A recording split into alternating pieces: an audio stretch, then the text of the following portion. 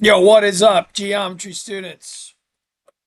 Another lesson on scaling, but now, how is scaling affecting um, different characteristics of our shapes, uh, perimeter of our shape, which is a length around the outside, and then the area of our shape, which is like the space on the inside. And what we learned is that areas and perimeters, or areas and lengths, are just different. They are different things. A unit versus a squared unit is just a fundamentally different thing. They can't be compared. They are related to each other, but not as directly as you think they would be.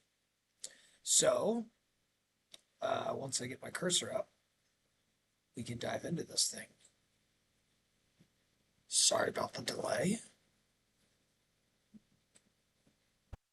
Gotta go to best performance on battery. And now things should be working. There you go. So if I have a rectangle that's a 3x5 rectangle, didn't have my camera by my side that time. Shout out John Mayer fans out there. And then a 6x10, we can see that the scale factor is 2, the length factor. Well, a length factor is scaling the units, a unit being a length of 1. Cool. You see the perimeter of the smaller rectangle would be doubling 5 plus 3, which is 16. Now, since the perimeter is in units, I can just go ahead and predict that the perimeter is going to be also doubled. And I get 32. And just double checking, I can see it's like doubling 16. Yeah, that's 32. Well, the area of the smaller object is 15 squared units. If I kind of shaded in all of these 1x1s, I'd have 5 by 5 rows, 3 columns, or 5 columns, 3 rows of units squared. Great.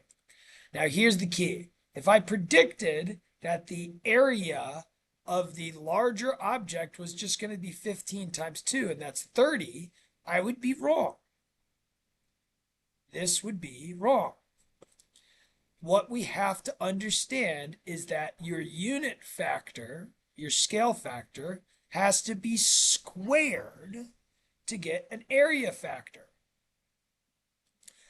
Areas are in shaded square units, and they're just different.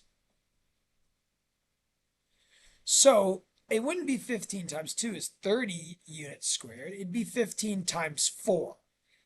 And 15 times 4 is 15, 30, 30, 60. And we could double check by finding the area there. That I just did that for part C. Okay? And what's important is that question, yeah, you have the backup of being able to calculate the areas. Because you know, like, areas of rectangles are like times widths. These objects, which we've seen before, we just have to understand relationships. I can tell that the lengths of these objects are going to be 3 times the size. So we're either multiplying by 3 or dividing by 3. So 3 times 3 gives me y of 9. 12 divided by 3 gives me x of 4. We can see the scale factor of 3 is for my units. So if the perimeter of the object is 13, that's 13 units because it's a length around the outside. The perimeter of the bigger object is going to be just that tripled, which is 39 units. Cool, but that means my area will be multiplied by 3 squared.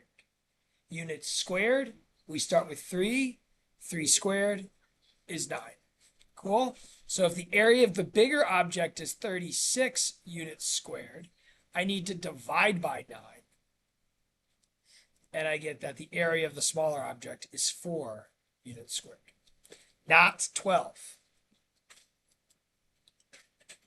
All right, we got this guy and this guy. We can see that this guy is 4 times the side, and this is for a length. because I have a length of 2 to a length of 8. The perimeter of the larger object was 44. The perimeter of the smaller object, I would divide by 4 because 44 is in units, or here it's in centimeters. So I'm going to divide by 4 to get the perimeter of 11. If the area of the smaller object is 6 centimeters squared, don't multiply it by 4. Multiply it by our scale factored squared to get our units squared to get 16. So if the area was 6, I'm going to multiply by 16. 16 times 6, 96.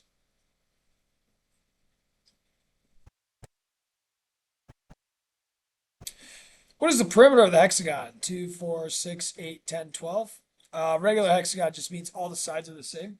We will eventually be calculating the area of regular hexagons without the use of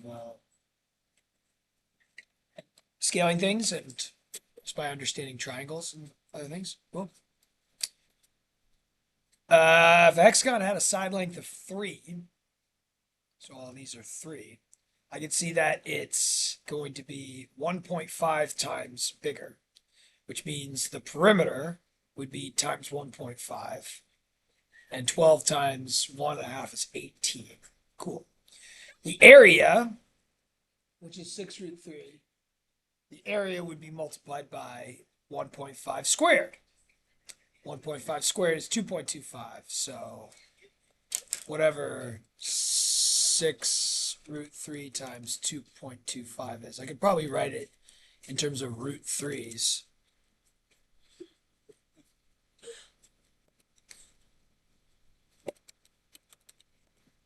(13.5) root 3.